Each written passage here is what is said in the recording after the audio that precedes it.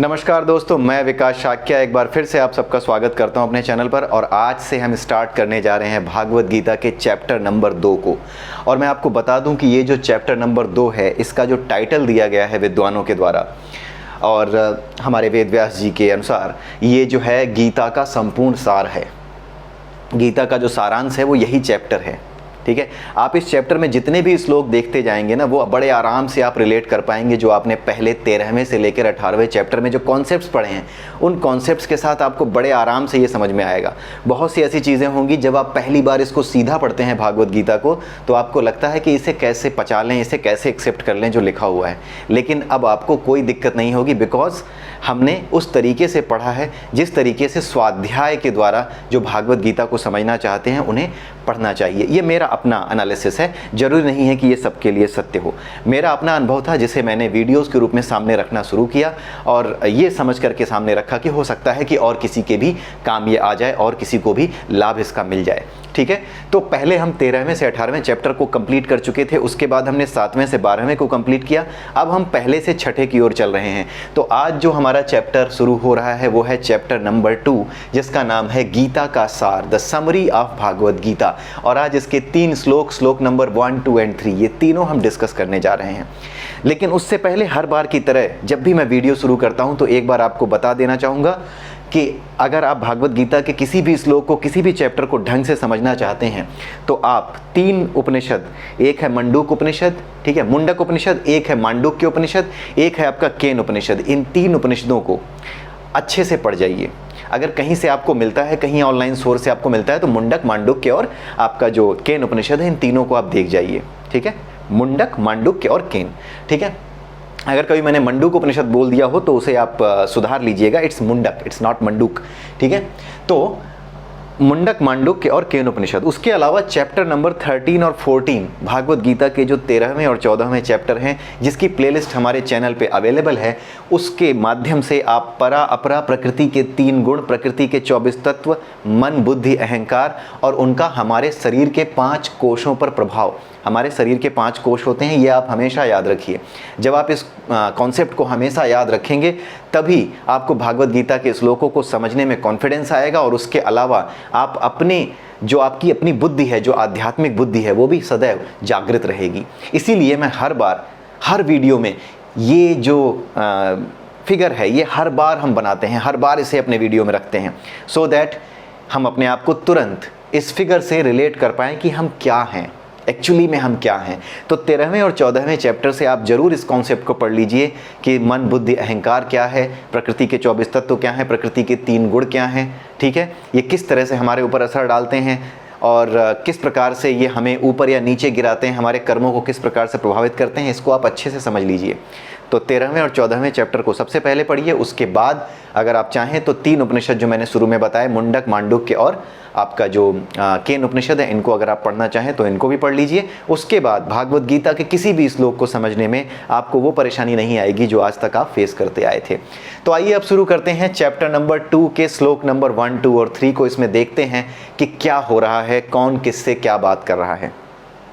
पिछले चैप्टर में जो हमने श्लोक समाप्त किया, जो भागवत गीता का आखिरी श्लोक है चैप्टर नंबर 1 का, उस चैप्टर नंबर 1 के आखिरी श्लोक में हमने देखा कि अर्जुन ने अपने हथियार रख दिए हैं और वो रथ पे भगवान कृष्ण के आगे बैठ गया है। और ये बात कौन बता रहा है? ये बात संजय बता रहा है धृतराष्ट्र को। तो धृतराष्ट्र ने जैसे ही ये बात सुनी वो खुश हो गए। उनको लगा कि यार, अर्जुन ने जो क्वेश्चन पूछे हैं ना, ये बड़े ही जटिल प्रश्न हैं और बिना किसी तत्व ज्ञानी के इन बातों का उत्तर देना या अर्जुन को संतुष्ट कर पाना, अर्जुन को कुछ ऐसे जवाब दे पाना जिससे अर्जुन संतुष्ट हो जाए और लड़ाई के लिए दोबारा खड़ा हो जाए, ये आसान काम नहीं है। तो वो थोड़ा खुश हुआ। लेकिन चैप्टर नंबर 2 के पहले ही श्लोक में संजय ने धृतराष्ट्र की ये गलतफहमी दूर करने की कोशिश की। जैसे हमने कई बार डिस्कस किया है कि हमारी जो भागवत गीता है, इसमें कृष्ण को, अर्जुन को अलग अलग नामों से, अलग अलग उनके सिनोनिम से या उनके पर्यायवाचियों से संबोधित किया गया है। जैसे कुछ जगहों पे भगवान कृष्ण को गोविंद कहा गया है, कुछ जगहों पे भागवत गीता में भगवान कृष्ण को अर्जुन ने मधुसूदन कहा है। ठीक है, कुछ जगहों पे किसी और नाम से संबोधित किया गया है। तो हर तरह के अलग अलग नामों से जहाँ जहाँ पर अर्जुन और कृष्ण को संबोधित किया गया है, उसका एक महत्व है। वो स्थिति बताता है, उसको बताने का मतलब है, उस नाम को लेने का एक अर्थ है कि यहाँ पर ये नाम क्यों लिया गया है। हमने बहुत पहले जब भागवत गीता के वीडियो शुरू होने वाले थे उससे पहले ही कुछ वीडियोस बनाए थे। उन वीडियोस में हमने ये समझाने की कोशिश की थी हम लोगों ने अपने चैनल के माध्यम से कि हमारा जो पूरा का पूरा सनातन स्क्रिप्चर है, ये पूरा सनातन स्क्रिप्चर बहुत ही मेटाफरिक वे में लिखा गया है, अलंकारिक भाषा में लिखा गया है। कहा कुछ और जाता है, मतलब कुछ और होता है। जैसे हमारा रूपक अलंकार और उत्प्रेक्षा अलंकार होते हैं, इनका बहुत ज़्यादा इस्तेमाल हुआ है। रूपक अलंकार में क्या होता है कि किसी चीज़ को किसी दूसरे से कंपेयर करके लिखा जा रहा होता है, लेकिन केवल और केवल वही व्यक्ति उसे समझ सकता है जो कि वेदांगों को समझता है। वेदांगों में इनकी व्याख्या की गई है। वेदांग जो है वो वेदों का व्याकरण है, उसमें डेरिवेटिव्स हैं, कौन से वर्ड का क्या मीनिंग है, इन सब चीज़ों के बारे में बताया गया है। ठीक है, तो इनके बारे में और स्टडी हम अपने दूसरी प्लेलिस्ट में, जब हम कुछ नया शुरू करेंगे, नया कोई सब्जेक्ट कोई टॉपिक उठाएंगे तो वहाँ पर उस प्लेलिस्ट में हम डिस्कस करेंगे। लेकिन अभी के लिए आप ये समझ लीजिए कि जितनी भी चीज़ें लिखी गई हैं हमारे शास्त्रों में, पुराणों में, वेदों में, कहीं पर भी बहुत ज़्यादा मेटाफर्स का यूज़ किया गया है। तो मेटाफर्स का यूज़ इसलिए किया गया है ताकि केवल और केवल वही व्यक्ति, मतलब आप अपने आप को समझ सकते हैं कि आप आध्यात्मिक एंगल में या आध्यात्मिक आयाम में हैं या नहीं हैं। अगर आपको वो चीज़ें समझ में नहीं आ रही तो आप ये समझ लीजिए कि आध्यात्मिक आयाम में आप नहीं हैं। अगर आपको वो चीज़ें बकवास लग रही हैं तो आप ये समझ जाइए कि अभी आप उस ज्ञान को लेने लायक नहीं हुए हैं। आप आराम से अपना काम कीजिए। आप नास्तिक हैं तो नास्तिक रहिए, अपने काम में पूरा ध्यान लगाइए, काम से काम चोरी मत कीजिए, केवल और केवल अपने काम पर ध्यान दीजिए। आपका जो कर्तव्य है वो पूरा कीजिए, आप अपने आप को पूरा समय दीजिए। ठीक है, लेकिन जो चीज़ नहीं पता है उसकी बुराई करने से बचिए। ठीक है, ऐसा नहीं है कि हाँ ये पता नहीं क्या बकवास लिखा हुआ। अगर कोई मूर्ख आदमी जिसे हिंदी ना आती हो उसके सामने ये कहा जाए यार तुम्हें तो सांप सूंघ गया था, तुम्हें तो उसे देखते ही सांप सूंघ गया था, और अगर वो उसे ना पता हो उस व्यक्ति को कि सांप सूंघना एक मुहावरा है, एक कहावत, मुहावरों का उसको ना पता हो कि कहावतें और मुहावरे क्या होती हैं, तो वो कहेगा, क्या कहेगा? वो कहेगा यार मैंने उसको देखा तो मुझे सांप कैसे सूंघ गया, कोई सांप आया था मुझे सूंघ के चला गया। नहीं, उसे पता ही नहीं है। उसे पता ही नहीं है कि सांप सूंघने का अर्थ होता है बिल्कुल भयभीत हो जाना, दिल धक से रह जाना, ऐसा लगना कि हाँ कुछ अनिष्ट ना हो जाए। जैसे किसी के साथ आपने कुछ गलत किया हुआ आपके सामने आ गया तो उसे देखते ही आपको सांप सूंघ गया कि अरे ये तो यहाँ पर आ गया, अभी तो मेरी पोल खोल देगा, तो आपको उसे देखते ही क्या हो गया, सांप सूंघ गया। तो ये जितनी भी मुहावरे वाली भाषाएं हैं, ये जितनी भी अलंकारिक भाषा है, इन्हीं भाषाओं में हमारे शास्त्र और पुराण और वेद लिखे गए हैं। तो जो इन्हें नहीं समझता उसे पकड़ में नहीं आती ये चीज़ें। तो यहाँ पर जब हर जगह पर अलग अलग तरह के शब्दों का इस्तेमाल किया गया है, पर्यायवाची शब्दों का, सिनोनिम्स का यूज़ किया गया है भगवान कृष्ण के लिए, अर्जुन के लिए, तो ये सिर्फ और सिर्फ उनके सिनोनिम्स नहीं हैं, ये उनकी करंट स्थिति भी दिखाते हैं कि उनकी यहाँ पर इस स्थिति में क्या उनका रोल है। उस रोल को दिखाने लगते हैं कि अब वो क्या रोल प्ले करने वाले हैं, या वो क्या रोल प्ले कर रहे हैं, या वो किस स्थिति में आ चुके हैं। ठीक है, तो पिछले श्लोक में पिछले चैप्टर के आखिरी श्लोक में हमने देखा कि धृतराष्ट्र को जब संजय ने बताया कि जो है अर्जुन ने अस्त्र रख दिए हैं, तो धृतराष्ट्र जो है वो थोड़ा सा खुश हुआ कि अब रख दिए। लेकिन संजय ने उसकी ये गलतफहमी दूर करते हुए कहा कि हे महाराज, इस तरह करुणा से व्याप्त, ठीक है, यानी अर्जुन को जो करुणा हो रही थी अपने संबंधियों के प्रति, शोक युक्त, उसे दुख हो रहा था कि इन्हें वो मार देगा, और वो इसकी वजह से रो रहा था। अश्रुपूरित नेत्रों वाले अर्जुन को देखकर मधुसूदन कृष्ण ने ये शब्द कहे। यानी इस तरह की हालत में जो अर्जुन बैठा हुआ है, जिसके अंदर करुणा उमड़ रही है अपने संबंधियों के प्रति, जो शोक कर रहा है, जिसकी आंखों में आंसू हैं, उसको देख करके मधुसूदन कृष्ण ने ये शब्द कहे। यहाँ पर मधुसूदन शब्द इस्तेमाल कर दिया किसने? संजय ने। संजय ने मधुसूदन शब्द इस्तेमाल करते ही धृतराष्ट्र को ये इशारा दे दिया कि आप जो सोच रहे हैं ना कि अर्जुन के प्रश्नों का उत्तर कृष्ण के पास भी नहीं होगा, तो आप इस गलतफहमी में मत रहिए। क्यों? क्योंकि जो संजय है उसने यहाँ पर मधुसूदन शब्द का इस्तेमाल करके धृतराष्ट्र को ये बताया कि जिस तरह से मधु नाम का राक्षस, जिसको मारना बहुत मुश्किल था, उसको भी भगवान कृष्ण ने मार गिराया था। जो भ्रमित करता था, जिसको हराना बहुत मुश्किल था, जो कंफ्यूज करता था बहुत ज़्यादा, उसको हराया था, उसे मार दिया था भगवान कृष्ण ने। तो जिस तरीके से मधु नाम के राक्षस को मारा था, उसी तरीके से अर्जुन के मन में जो तरह तरह की शंकाएं और अज्ञान के राक्षस उत्पन्न हो रहे हैं, अज्ञान के जो स्रोत उत्पन्न हो रहे हैं, उसके मन में, उसके दिमाग में जो अज्ञान के बीज अब पैदा हो रहे हैं वो सारे बीजों को ठीक उसी तरीके से भगवान कृष्ण नष्ट कर सकने में सक्षम है जिस तरह से वो मधु नाम के राक्षस को मार सकने में सक्षम थे। तो जो भ्रमित करने वाली चीज़ें अर्जुन के दिमाग में चल रही हैं, जिसकी वजह से वो अपना कर्तव्य भूल गया है, जिस अज्ञान की वजह से वो भ्रमित हो रखा है, जिसे वो ज्ञान समझ रहा है, वो अज्ञान को ही ज्ञान समझ रहा है, जिसकी वजह से वो भ्रमित हो गया है, उस भ्रम को भगवान कृष्ण दूर करने में सक्षम है। ये इशारा दे दिया मधुसूदन कह करके, क्योंकि मधुसूदन इसीलिए कहा क्योंकि भगवान कृष्ण ने मधु नाम के राक्षस को मारा था, जो कि बहुत ही ज़्यादा कंफ्यूजिंग कैरेक्टर था, बहुत मुश्किल था उसको मारना, वो बहुत भ्रमित करता था। ठीक है, इस वजह से तो यहाँ पर संजय ने धृतराष्ट्र की ये गलतफहमी दूर करने की कोशिश की। अब यहाँ पर करुणा, शोक युक्त, अश्रुपूरित, ये सारी बातें क्यों कही गई हैं? ये जो करुणा है, ये जो अर्जुन के भीतर जो करुणा आ रही है, वो करुणा आत्मा के प्रति नहीं है, वो करुणा इस आत्मा के प्रति नहीं है। उसकी ये करुणा किसके प्रति है? जो अन्नमय कोश है, जो बाहर से शरीर दिख रहे हैं, उन शरीरों से उसके जो नाते हैं, रिश्ते हैं, वो देख रहा है। वो वास्तविक आत्मा को नहीं देख रहा।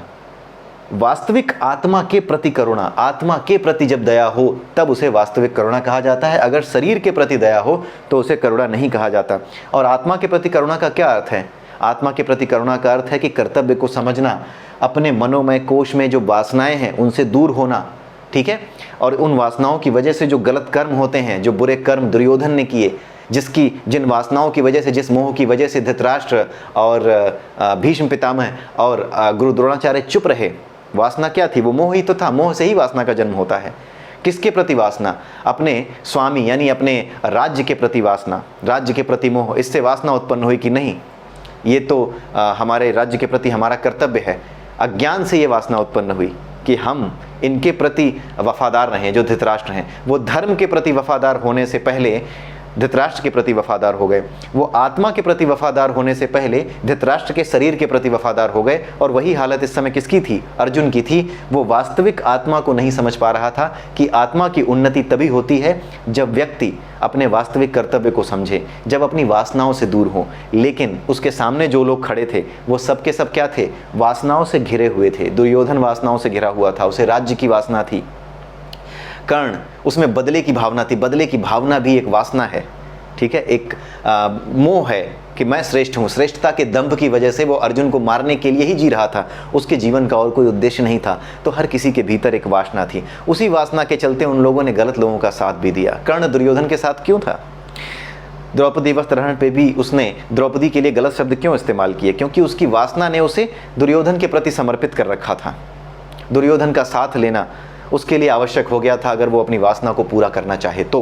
इस वजह से क्या हुआ कि ये सारा का सारा खेल जो बना हुआ था, ये सामने खड़ा था महाभारत के युद्ध के रूप में। तो अर्जुन इस आत्मा के प्रति करुणा नहीं हो रहा था, वो इनके प्रति करुणा में हो रहा था, जो बाहर से शरीर दिख रहे हैं और उन शरीरों से उसके जो नाते हैं उनके प्रति करुणा में हो रहा था। जो राजा होता है उसे करुणा केवल और केवल अपनी प्रजा पे करनी चाहिए। उसे केवल और केवल करुणा अपने समाज पे करनी चाहिए। क्योंकि एक साधारण व्यक्ति, हम और आप जैसे लोग जो कि साधारण व्यक्ति हैं, उनके मन में कोई मोह आए तो बात अलग है। वो क्षम्य है, क्षमा किया जा सकता है, एक लिमिट तक उसे समझा जा सकता है। लेकिन अगर कोई राजा है और उसके बेटे से कोई गलती हो रही है, उसके रिश्तेदारों से कोई अपराध हुआ है, तो उन अपराधों को वो इसलिए क्षमा कर दे कि वो तो उसके बेटे हैं अपने, तो वो अपने बहुत बड़ी प्रजा, जो कि उसका जो प्रजा उसका पुत्र है, उसकी संतानें हैं, उनके साथ बहुत बड़ा अन्याय करेगा। ठीक है, तो राजा तब बहुत बड़ा अन्याय करता है जब अपनी प्रजा यानी अपने पुत्रों के प्रति, जो वास्तविक पुत्र हैं उसकी, जो वास्तविक संतानें हैं उसकी जो प्रजा है, उसका ध्यान नहीं देता।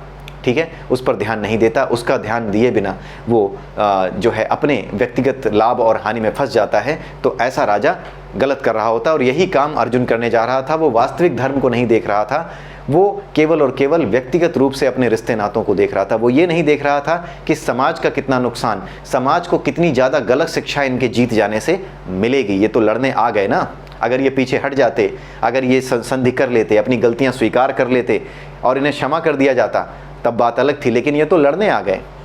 तो अगर ये जीत जाएंगे लड़ करके, तो समाज को कैसा संदेश मिलेगा कि एक राजा किसी द्रौपदी का, किसी स्त्री का वस्त्र हरण कर सकता है, और जो बड़े बुजुर्ग हैं घर में ऐसा होता हुआ देखकर भी चुप बैठें तो वो सही होगा। ये सब कुछ एक शिक्षा बन करके, धर्म बन करके सामने आ जाता। इसीलिए इस अधर्म को धर्म बनने से रोकने के लिए ये युद्ध आवश्यक था। तो इन शरीरों से ज़्यादा महत्वपूर्ण समाज का महत्व था, क्योंकि राजा के लिए प्रजा महत्वपूर्ण है। राजा के लिए उसकी प्रजा ही उसकी संतान है, उसकी अपनी व्यक्तिगत संतान उन्हीं संतानों में से एक संतान है। उसकी संतान उसके लिए बड़ी नहीं है, उसकी प्रजा उसके लिए बड़ी संतान है। उसका पुत्र अगर गलत करे राजा का, तो उसे भी सजा देनी चाहिए, उसे भी मृत्युदंड मिलना चाहिए। ठीक है, तो इस वजह से जो है यहाँ पर भगवान कृष्ण अर्जुन को अब समझाने बैठते हैं कि तुम अपने वास्तविक कर्तव्य को समझो। ठीक है, तो यहाँ पर आगे चल के दूसरे श्लोक से और तीसरे श्लोक में भगवान कृष्ण अर्जुन को यही कुछ समझाने की कोशिश करेंगे, और अर्जुन को समझ में नहीं आएगा तो भगवान कृष्ण उसको फिर फिलोसॉफिकल वे में, फिर साइकोलॉजिकल वे में और फिर साइंटिफिक वे में समझाते हैं। ठीक है, तो ये सारी चीज़ें भागवत गीता में एक एक करके आएंगी। तो ये वीडियो ज़्यादा बड़ी ना होने पाए, इसलिए मैं इसको यहीं रोक रहा हूँ। इसका सेकेंड पार्ट में बनाऊंगा, और उसके सेकेंड पार्ट में आप देखिएगा कि दूसरे और तीसरे श्लोक में हमने क्या डिस्कस किया, हम क्या डिस्कस कर सकते हैं। ठीक है, तो अभी के लिए इस वीडियो के लिए इतना ही। अगले वीडियो में फिर मिलेंगे, तब तक के लिए नमस्कार।